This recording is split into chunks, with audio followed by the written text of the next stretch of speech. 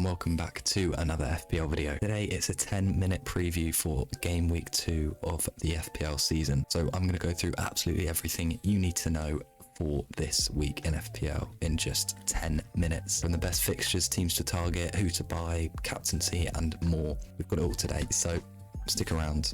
Let's get into it. So starting off by looking at the fixtures, so here you can see next 5 game weeks for each team ranked roughly in order from best to worst teams, but general idea is teams at the top obviously are who you want to be targeting. So Villa have got a really good run. Bournemouth, now they've got that Liverpool fixture out of the way, have got a really good run too. That's why people like Semenyo are getting bought in a lot, understandably. Sunderland too have pretty good fixtures, but I'd probably steer clear of them for now given that there's a lot of question marks, although they did have a good game week 1. Tottenham have got really good fixtures, but I definitely wait until game week 3, get that City fixture out of the way. And I think, to be honest, all the teams down until like Fulham have pretty good fixtures. Once you get past that, yeah, it doesn't look great. Burnley bottom, although they do have a good fixture this week. Other than that, not too good. So here you can see the projected goals and clean sheet odds for this week in particular. This is courtesy of Roxy FPL on Twitter, so go and follow him. You can see with the clean sheet odds, any team over 30% really have got a pretty good chance. Arsenal topping the clean sheet odds with a 46% chance, so you should definitely be playing them. Of course, Leeds at home. And in terms of attack as well, they top that too. Get into Arsenal attackers a bit more in a minute too. As for clean sheet odds as well, City, Chelsea, Bournemouth, Burnley and Crystal Palace seem to be the most likely to keep a clean sheet. And interestingly, a lot of people are toying between Sanchez and Dubravka because they're the 2 most highly owned goalkeepers. Chelsea do just slightly edge that out, but to be honest, there's not a lot in it. So, and teams like Forest and Spurs, which people have doubled up on their defences, haven't got very high chances, so that's interesting too. So moving on to who to buy, starting off with the keepers. Now, I should probably just preface this with the fact that it's game week 2. I think this is probably the worst week in the season to make a transfer. I think unless you really have to, I probably would advise you steer clear, but you know, some people are going to be in a mess, so you might have to. Regardless, I don't think goalkeeper transfers, I can't really see a scenario, but maybe you need a goalkeeper, and if you do, maybe you're wildcarding, whatever. So personally, I do think that Raya and Petrovic and Sanchez are the 3 best. Dubravka is a good budget option too, but yeah, I won't spend too much time on that. Then moving on to the defenders, so 3 premium options with Cucurella, Gabriel and 8 Nori.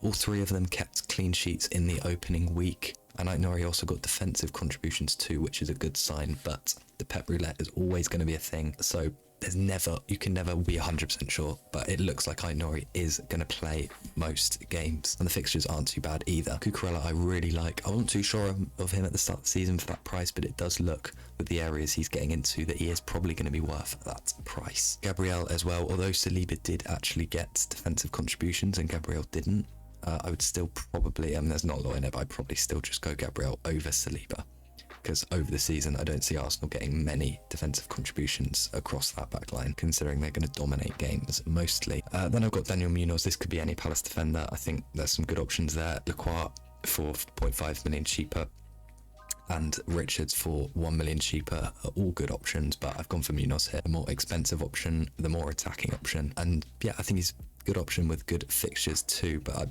maybe just wait until game week 4 or so to bring him in. Then we've got some 2 budget options here, Senesi at 4.5 and Agbadou at 4.5. Both these players are here because they've got some really good fixtures and also pretty high chances of defensive contributions. Matty Cash is also an interesting one because Villa have got such good fixtures, and so I think he's a good option, but not on the list. Into midfield then, excluding Salah and Palmer because that's boring. And in first we got Reinders, who is of course a good budget option. However, that being said, if you're looking to bring him in for a 5.5 million midfielder and you don't have any money in the bank, obviously you can't do that now because he has risen in price, so you've missed the boat. I think Tottenham at home isn't a brilliant fixture. He's got better fixtures coming up, so I think that's fine if you haven't got him this week, but obviously if you have, you would start him. I think it does look like he is going to be the best value for money player. There's always one, it was Palmer a few seasons ago, like 5 million or something, as Rodgers this last season, so it looks like it could be Reinders. We've also got Saka here at 10 million, sure he is very expensive, and maybe wouldn't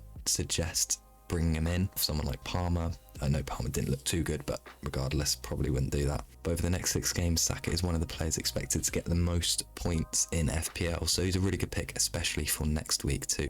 Another player who's risen in price is Semenyo. He's up to 7.1 now. That's because he got a brace away at Anfield and now has some really nice fixtures. At times last season he was unreliable in terms of scoring points, but I think this season he's going to do really well, and if you need a midfielder around that price, he is the best option.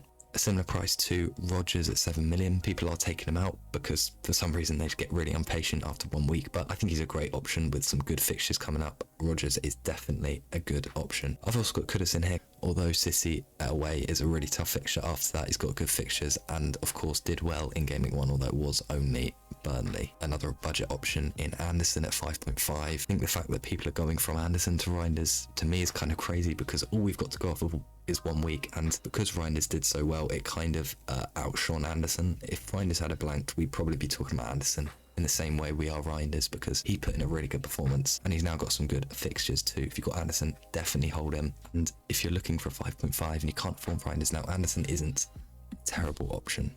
Then moving on to the forwards, Haaland, of course, in there. He is very expensive. Not many people can afford him. And while I wouldn't be ripping my team apart this week with -4s and whatnot to get him in, I think he is the best forward option in the game. But yeah, I think people are doing like -4s, -8s this week just to get him in. He had 1 good game against a Wolves side who looked pretty weak towards the end of the game. So I would still hold fire if it's going to cost loads of transfers, which it will. Watkins too, again, people take him out because he blanked 1 week, but good fixtures, the best fixtures over the next 6 out of any Premier League team.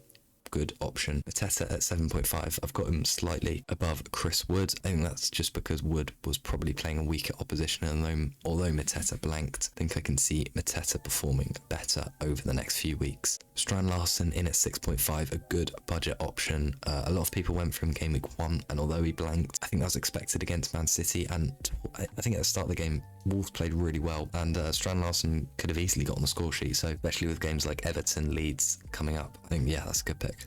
Chris Wood I mentioned, and then Thiago, another budget option at 6 million. Good fixtures on penalties, looks to be a solid pick if you need a player around that price. Evan Nilsson also just missing out, he's a good pick. Then looking at some of the transfer trends for this week, understandably Reinders is the most bought in player. Of course, people expecting him to be the best value player, and he is going to be a really good value player if he keeps playing. I would not be taking hits just to bring him in, just wait and see. I think it's much better to have more information and 2 free transfers in Game Week 3 than spend it here, so I would just hold fire probably, unless it's very easy to do and the player you're taking out, like a Marmoush or someone who's really not secure in the minutes, but understandable why people are bringing him in. Similarly, Katike is now very highly owned because of his 2 goal involvements in the opening weekend. Sure, he looked good. There's still too many question marks for me over that striker spot at Liverpool. Isak could be coming in. If he doesn't, they look like they're probably going to bring someone else in. So although short term I think he's probably one of the best picks in the game, definitely up front, I would personally just stay away for now. If you've got him, obviously you play him and start him though. And Verts, lots of people started with him. He's now the most transferred out player in FPL because he blanked 1 week. Guys, just have some patience, please. People aren't going to score loads of goals in 1 week. Just have patience. You picked him for a reason. Sure, Bournemouth at home was one of the best fixtures in the opening weeks. That's probably one of the main reasons you picked him. He had a good opening fixture. Just hold on, please. Then so quickly, just looking at some of the best differentials in the game. Trufer at Bournemouth, I mentioned Senesi earlier. I think Trufer is just the more high risk, high reward player. If you're looking to go safe, go for Senesi, but I think Trufer could be a better option. Gordon at 7.5 as well, should be on penalties until they sign someone else. It does look like they're going to sign Bissa though, so we could take them. At 1.9% owned, could be a steal. And then Evan Nilsson as well at 2.2% owned. Up front, got good fixtures. Looks to be a good pick this season. And finally, looking at the best captains for this week. In first, I have to say Bukayo Saka. I think if you've got him, you definitely captain him, because if you've gone for him over the likes of Salah, Haaland, Palmer, this is where you get what you pay for. He is the lowest owned out of these 4 as well, so he's going to be probably the least captained. He didn't have a brilliant game week 1, but it was a tough fixture. Leeds at home should be a banker. Haaland as well, I think, is a really good option. Again, if you've gone for Haaland over Salah or as well as Salah, I think you definitely go for him, because this is where you get your edge over the Salah owners. I think you've got to go for him. Of course, had a really good game week 1. He now face a Tottenham side at home, the first home game of the season. Tottenham, you can definitely see conceding quite a few goals. Then Salah and Palmer 3 and 4, who are going to be probably the most captain players just because they're so highly owned.